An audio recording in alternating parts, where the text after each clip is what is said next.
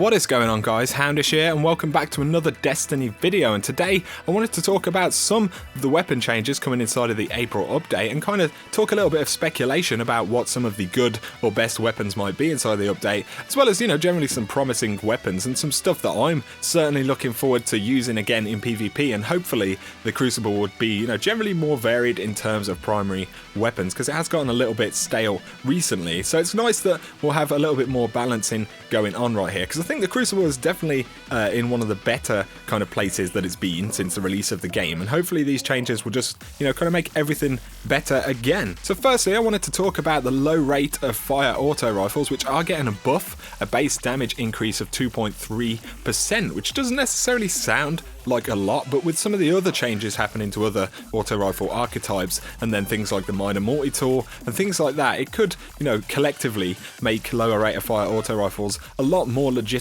inside of PvP, and most notably the Suros regime, which we saw some gameplay of in the stream the other day, and it looks very strong again. It kind of reminds me of watching Suros back in the day. It seems like it's actually pretty powerful again, which I wouldn't mind necessarily. I think it'd be pretty fun to use the Suros, and as well as that, they've actually done a range buff to the focus fire mode on the Suros, which is certainly the way that I like to use the Suros, with focus fire running that kind of low rate of fire. Is my favorite thing about the Suros, and it looks like it's going to be one of the most effective long range auto rifles in the game for sure, which is definitely going to be cool as well, seeing as MIDA won't quite be as obnoxious at those kind of mid ranges. And we also saw a little bit of footage of the Queen's auto rifle, or the new Prison of Elders auto rifle should I say, which appears to be a low rate of fire as well, and that looks pretty strong too, like the Suros. So it looks like lower rate of fire ARs in general might be a bit more legit, which is certainly nice, and I'm looking forward to that. And as well, the Doctrine is having, or those high rate of fire ARs should I say, are having a 2.5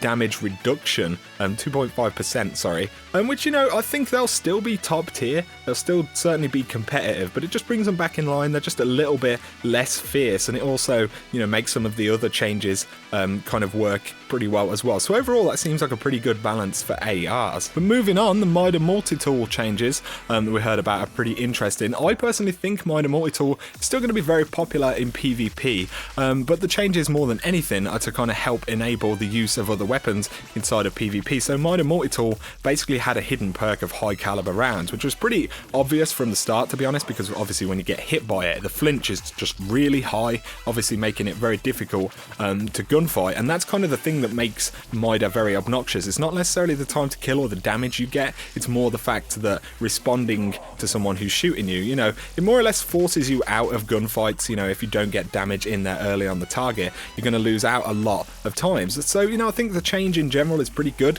keeps MIDA up there as a very strong and kind of tactile PvP weapon, but sets up kind of more opportunities to use other weapons. And it also sets up this change in particular a lot of my speculation and thoughts for other weapons which could kind of play back into the PvP meta. So up next, I wanted to talk about Hawkmoon, and I'm not really seeing Hawkmoon as necessarily being a top tier, god tier weapon again in PvP, but I certainly think it's going to be a lot more reliable with the range buff that it's getting. So it's getting a little bit of a base range kind of boost again, which is definitely going to help, because I think hand cannons in general, while you don't want to have massive range because they're pretty powerful, they need to have enough to kind of compete in PvP, and Hawkmoon hasn't really been doing that recently. So I'm looking forward to hopefully Hawkmoon being a lot of fun to use in PvP again, and other hand cannons, especially in the same archetype, even things like Imago Loop and IS Luna, hopefully will be generally more viable in PvP, not because they're getting changes, which they aren't, but more because the changes to other weapons and things will just allow them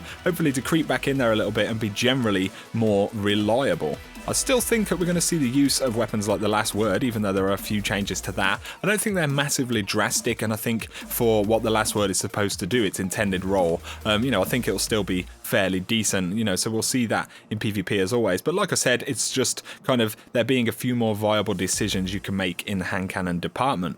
So up next is Red Death, and by extension, pulse rifles in general I want to talk about here. But Red Death and that archetype of pulse rifles is a pretty interesting one, because they're not getting any changes, but I feel like the changes to other weapons, the nerfs to things like MIDA Multi-Tools, high caliber rounds, are almost like a buff to these other weapons, because they're still very strong in PvP. It's just that those certain weapons that are consistently popping up inside of Crucible matches, you will always play against MIDA Multi-Tools, or Doctrine of Passings in PvP right now. I just feel like those weapons really are what took these other weapons kind of out of the running and made them less viable.